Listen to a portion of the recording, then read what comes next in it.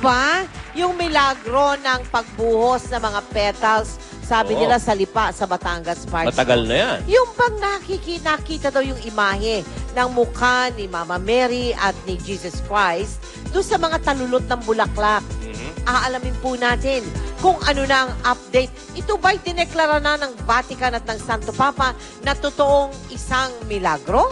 Narito po ang aming special update, Lipa Petals, ang pagbabalik ng milagro.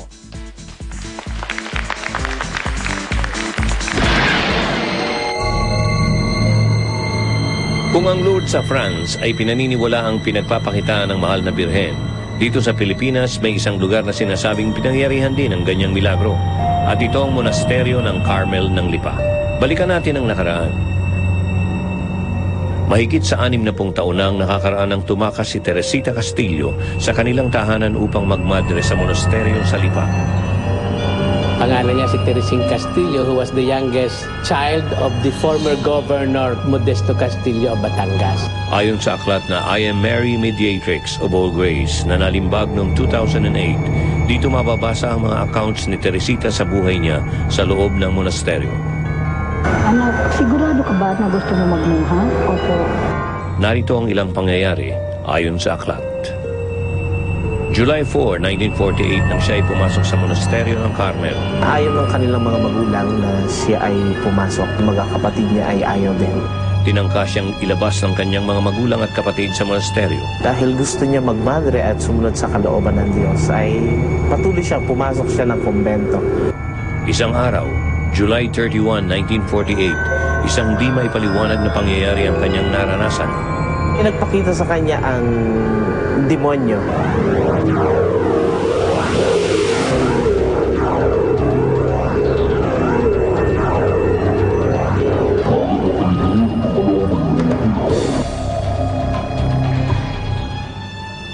At di lang daw ito ang nangyari ng isang beses.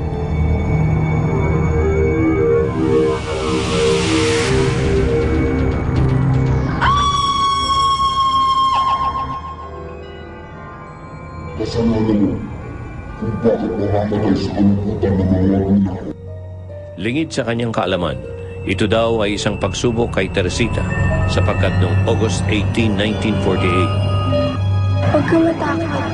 Pinadala ko ng aking anak para magbigay ng mensahe. Dahil daw sa di maipaliwanag na mga pangyayaring ito, nagsimulang maguluhan si Teresita. Mother Superiora, bakit po ba ako ang napili ng demonyo para pahirapan ng ganito? At bakit po ba ako ang napili ng Inang Maria upang maghatid ng kanyang mensahe? Hindi po ako naging mabuting anak sa aking mga magulang. Alam mo anak, iba-iba ang paraan ng ating Panginoon para tayo ay baguhin. At dahil sa paliwanag sa kanya ng Madre Superiora, nagkaroon ng kapayapaan ang kanyang puso hanggang sa dumating ang September 12, 1948 sa hardin ng monasteryo. Nang magpakita sa kanya ang mahal na Birhen Maria, maraming mga sinabi sa kanya. Huwag kang matakot, anak. Bumalik ka sa lupa. At lahat ng sasabihin ko ay sunod mo. Isitahin mo ako dito sa loob ng 15 araw. Dahil daw sa pangyayaring ito, hiniling ni Teresita sa obispo na bindisyonan ng lugar ng aparisyon. Pumunta doon yung auxiliary bishop ng Lipa, si Bishop Alfredo Obiar, naroon ng mga madre. Kung hindi ako nagkakamali, pagkatapos mablessan or during na pineblessan ito, it was the first time na nakita ng mga kapwa madre nila ang shower of petals.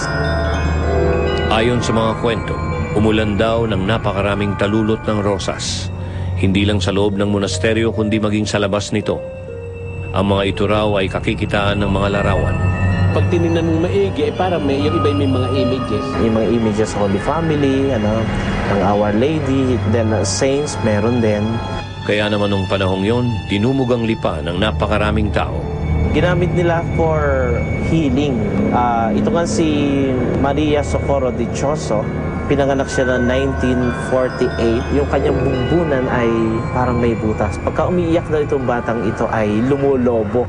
Yung mother naman ni Maria Socorro Dichoso ay naniniwala sa Our Lady. Now, isang araw, inilagay niya ang petal dito sa bumbunan sa kanyang anak. Karoon ng improvement at nawala yung butas na yun. Ano? Sa mga nagdaang dekada, ilang ulit nang nahinto ang usaping ito ng milagro sa Lipa, ngunit kamakailan lang. Noong July 12, 2009, last year, ginawa kami ni Archbishop Ramon C. Arguelles, Archbishop of Lipa, as commission. Basically, ang trabaho namin ay mag-gather ng testimonies tungkol sa 1948 apparition hanggang sa ngayon at present time na. 80 anyos na ngayon si Sister Teresing.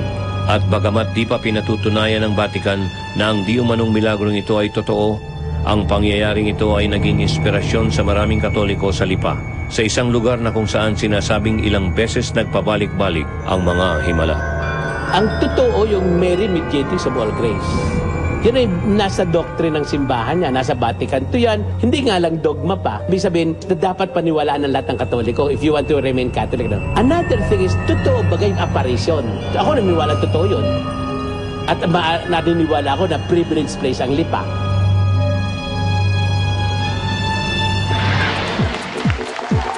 Ayan po ang latest para sa mga deboto ng Miracle Petal sa Lipa. Para sa akin, Parts, alam mo, hindi ko nahihintayin eh.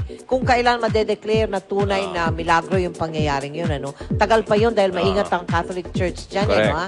Bago mag-confirm sila ng milagro. Siguro mas mahalaga yung kabutihan na naidudulot nito sa mga tao dahil sa kanilang paniniwala. Correct ka dyan, Correct, sister. diba? Napakagaling mo. Sormel, matagal-tagal pa ang ating paghihintay. Pero bago madeklara nga yung sinasabi ni Mel, na milagro yung shower of petals na yan. Pero ang mas sigurado, mga kaibigan, magbabalik kami pagkatapos ng commercial break. Hindi Yan ang milagro yan. sigurado. Totoo yan. Yan ang sigurado.